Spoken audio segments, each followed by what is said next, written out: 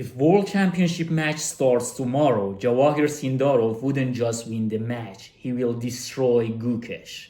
I think he can win with +3, +4, or even +5, reminding us the way Bobby Fischer won the candidates and World Championship match in 1972. You might think it's just a noob CM, an insane guy that doesn't know what he's talking about. He's just excited about the performance of Javokhir Sindarov. But I'm going to break it down for you in chapters, and I'm going to talk about with evidence. First chapter, psychological warfare. What plays the most important role in this kind of matches is psychological battle, and who is doing better in psychological factors. I will mention two factors, two most important ones: confidence, self-confidence, and pressure. Talking about confidence, let's just watch this video, remembering this moment. Like this is gold. Your decision. Who would? Vincent is gone. You remember this event? It's Freestyle Chess 2025, and Javokhir has to pick between Nakamura, Abdusattorov, and I guess someone else. Let's see. So, who will he pick? Who would you like to play against? I will choose Hikaru. I will choose Hikaru. So he choose Hikaru, the hardest opponent. He just choose Hikaru, and look at Magnus' reaction. That's it. He surprised everyone. Like his opening preparations, he surprised everyone. Was not coming here because he said, I will have to play Magnus anyway. So Hikaru was not going there because he thought that he will play against Magnus because nobody dares to pick Hikaru. But Javokhir is different. So the way Javokhir is playing, the way he's walking, his body language, the way he speaks, it shows his confidence. And I will give him like 9 out of 10. If speaking about confidence, just look at Magnus Carlsen. We all know that when he comes to the chessboard, he knows that he's the boss, he's better than his opponent, and he's going to crush. And this is one of the most important factors that Magnus has. And like, look at Hans Niemann. I read just somewhere that Vidit said that if I had the same amount of confidence that Hans had, I would definitely be in top 5 chess players, or top 10. I'm not sure, but the confidence plays a very important role. Gukesh also has a good confidence. I would say 5 or 6, maybe 6 out of 10. But in the recent times, it got less and less because of his results and the pressure. Speaking about pressure, World Championship match has a lot of pressure. Many players experience that, and Gukesh is now feeling the pressure. Like Abdusattorov also said in one of his interviews, Gukesh is putting on himself some pressure. He wants to be the best. He wants to win all of the events, and this makes his games not as good as they were before. So, but for pressure, I don't see any pressure on Javokhir. He seems somehow stressed sometimes, but he's dealing with it in a great way. Look at the games that he played against, like Fabi, the game that he played against Anishkiri in round 13, that was the moment that he was supposed to fall, but he didn't, and he played very easily. Like, it seems like chess when he's playing, it seems like very easy. Like, he's just playing 99% kind of accuracy games in a very high pressure games. I know that World Championship match will be much different, but I will at least give him +1 on this first chapter. Second chapter, teams and preparations.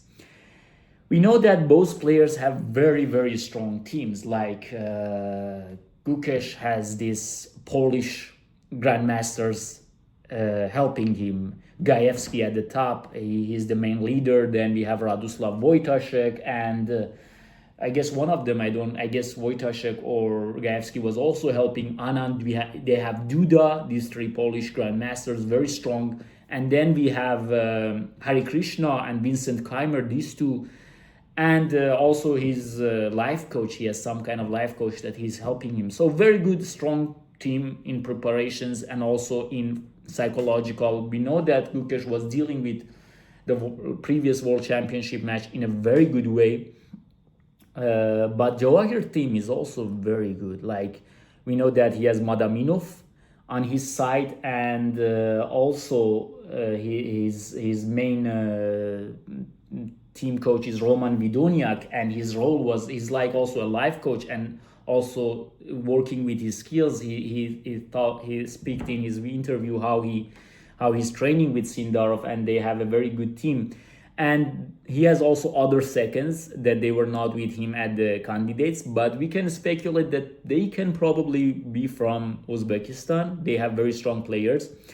Like Javokhir sometimes mentions that he speaks with Abdusattarov, like Nudirbek Abdusattarov can be, Nudirbek Yakubov, these two can be potential seconds for Sindarov, and also Rustam Kasimjanov, a great guy, especially in opening preparations. He won the FIDE World Cup in 2005. He's leading the Uzbek chess in these years, and he was the idol for Uzbek chess players. So both teams very strong, but what we saw from Sindarov in this event, he out-prepared Hikaru, he out-prepared Fabiano, he out-prepared Praggnanandhaa, everyone, almost everyone, with the black, with the white pieces. I will say this battle will be much more close. Like, I think both teams are doing great, but recently Sindarov team is much better. Second chapter, head-to-head results and recent results. Their head-to-head results is 2.5 to half for Sindarov. And this plays a huge role. In classical chess, Gukesh never beaten Sindarov, and Sindarov won 2 times, and their last game was a draw. It was actually in this 2026 in Tata Steel tournament. And we're going to look at that game. It's a game between Gukesh and Sindarov. Let's just look what happened in this game. So head-to-head results is in favor of Sindarov. But this is the last moments of the game. It's move number 32, 37. Both players are in time trouble. Sindarov make a mistake here, knight to b4, queen to b7. Great move by Gukesh, and Gukesh saw a very nice line. After rook takes a4, he just sacrificed his queen on b4, and he went on to have a very great advantage. After king h2, he just played king g7. Very good understanding by Gukesh. I always amazed by his understanding. He just sacrificed the queen. Now he's trying to come with rook a2. And then let's see what happens. Rook to b7, rook to f1. Gukesh is just playing great moves. Rook a1, some great moves in a row. Brilliant move and great moves. He's just getting a very good position. Rook, and now he's going to checkmate. Look at this knight. Look at these rooks here. Rook to h1 is coming and checkmate. But Sindarov plays rook takes f7. His only chance. King takes f7, queen takes d5. Now we have king g7, queen e5, knight to f6. Another great moves by Gukesh, finding very good moves. It comes to queen e7, and he plays here, and he plays here. And after some checks, he comes with f4. He's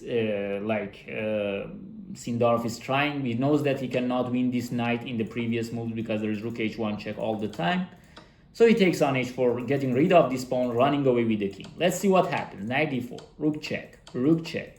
Very good game. Rook c1, rook c3, rook b2, and king to a4. And here Gukesh has 2 minutes, and he needs to win this game. It's the first round of Tata Steel this year, and with rook c1 the game was over. It's just a ladder mate. Of course, it's much more complicated. After g4, king e6, white has f5 and d5, but like something like this will eventually black will win this game by needs calculation. But Gukesh didn't found this line.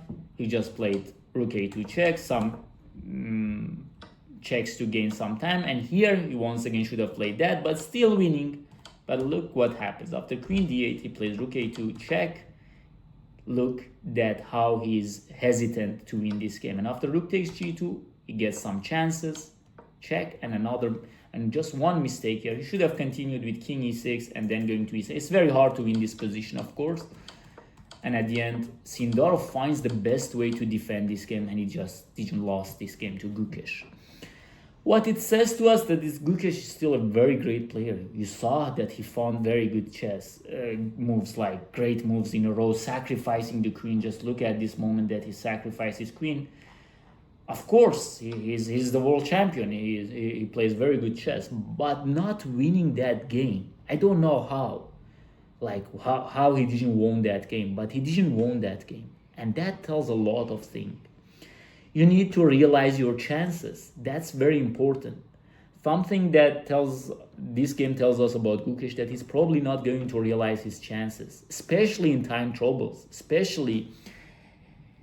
And this gives us the fourth chapter. The fourth chapter is about skills, chess skills, especially. Who's better at chess skills? We know that both are very good at calculations. Recently, I will say Sindarov was better, but in a couple of months, we know that World Championship match is not tomorrow, as I said. If it's tomorrow, Sindarov will win, will crush it, but it's in the end of 2026, so many things might change. And both are very good calculators. I will say that Sindarov is a better calculator, faster calculator, not a better calculator, but so calculation, we can say they are both almost the same. And then what about defensive skills? I heard in an interview by Kasparov that he was saying Gukesh is very good. First he says by games, Kasparov says by game. It seems like Sindarov is going to just crush Gukesh. It's something like this, Kasparov said. But he said match is different, experience of the match is different. And for defensive skills, he says that Gukesh is a very resilient guy. He will defend any kind of positions. But we saw from Javokhir in this tournament that he defended like against Fabi and against Anish with 99% accuracies in very two difficult games. So it will also say us something that he's very good at defending, and the way his most important game of the match was against Fabi, that he defended that very hard end game, and it convinced everyone that he deserved this tournament. Like after that, Hikaru talking, Anish talking, Fabian, they were saying that, okay, it's obvious that Sindarov should win this event because he convinced everyone. Like the last time, Gukesh also played very well, but it was like Fabi missed his chance in the last game, Hikaru missed some chances, Nepo missed some chances, so it was not like this dominant that. And it's also impressed Kasparov. He says it's very hard to impress me, but Javokhir impressed him and impressed a lot of fans also around the chess world and a lot of masters.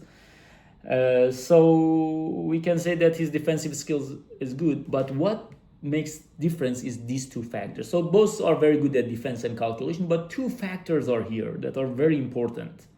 First is realizing the advantage, winning the positions that you are supposed to win, actualizing your chances. When you got chances like this game, Gukesh should have won this game, but like when he had also 30 minutes here, like he passed the time trouble, so he should win this game. When you don't win this game, you lose your confidence, you lose everything in the match. So that plays a huge role. And Sindarov realized all of his chances. He got very good positions in the opening, but he realized them. He just used his technique. His technique was stunning. So that's very important. I think that Javokhir's technique is very good. Not as near as to Magnus Carlsen, but he's very good.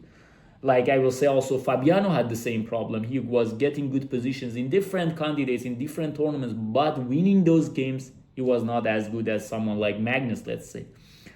And then the second skill is time management.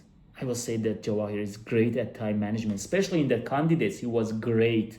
Like he had always plus 30 minutes, plus 1 hour compared to his opponents. And you know what? If it goes to time scramble, who do you think is better? Javokhir, with all of his experience in blitz chess, in rapid chess, we know that he is an online chess beast. Like he plays a lot of online chess, bullet, title Tuesday, everything.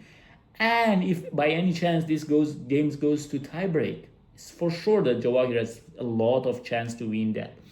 So, and this game is also decided by the last moments, like Gukesh not able to convert this in time trouble. But I will say it was very hard to convert this in time trouble. But getting into time trouble when you have 30 minutes before this, it's the problem that I started in this game. And it will make a lot of effect if you lose, if you don't win these kind of games. If you lose, it will be horrifying. So that's also about skills. Like I will say that Sindarov has better skills. I will say in results. And also I should mention their recent result. I guess I didn't mention them. Just let's look at their recent results. In Tata Steel chess, Sindarov after Abdusattorov, Abdusattorov was first. Sindarov gained almost 20 rating there, very good. It gave him a very good confidence to play the candidates. He also said that if Abdusattorov told me that if I played like how I played in candidates in Tata Steel, I will probably also win the candidates. So it gave him the confidence, and now he has the confidence. And look, Gukesh became 9th place with 6.5. Not so much good games actually by him, but not terrible also. We know that he also they knocked him out from the FIDE World Cup also. So he also lost in the FIDE World Cup cycle. And in that tournament, he didn't also play very good. But the recent tournament that Gukesh played was in Minorca Open. And in Minorca Open, Gukesh just didn't play good. He just lost 2 games to Nihal Sarin. I will put the game of him against Nihal Sarin that he lost in a very bad way. In 10 moves, he was lost, like something like this. And he was at the bottom of the event all the time. He couldn't play very good chess. And Sindarov winning the candidates with this performance like Tata Steel. Before that event, we had freestyle chess. He was also playing very good there. And then FIDE World Cup. Also in Grand Swiss, they both played very not so good. But Sindarov was better than Gukesh. So Gukesh's recent performance is not so good. So all in all, I will say it might even continue. We know that now Gukesh is number 16 in the world, just coming down every month. He's coming down. Maybe till the World Championship he reached 30, I don't know. But Sindarov is now number 5, and these numbers plays a role. It's not just about speaking to yourself and trying to be calm and everything like this. These numbers will give you the confidence, and I think that Javokhir might even rise to 2800. It's hard. It's very hard, but to be honest, I don't think that Gukesh can come back to top 10 in a very recent time. That's my opinion. I don't know. Maybe I'm somehow biased, excited or something, but you can also share your opinions in the comments below. Respect to Gukesh Tomaraju. He's a very, very great character. He showed it in the World Championship match. And also Sindarov is a very kind person. You can see it in his interviews and how he's acting with people. I know some people that went and said hello to him, and how he's reacting to other people despite that he won the candidates. Like both of them very nice guys. I'm just talking about chess terms and what will happen in the recent World Champ. That was my prediction. I hope you enjoyed this video. If this is the case, please like the video and share it with your friends. And remember always to enjoy chess and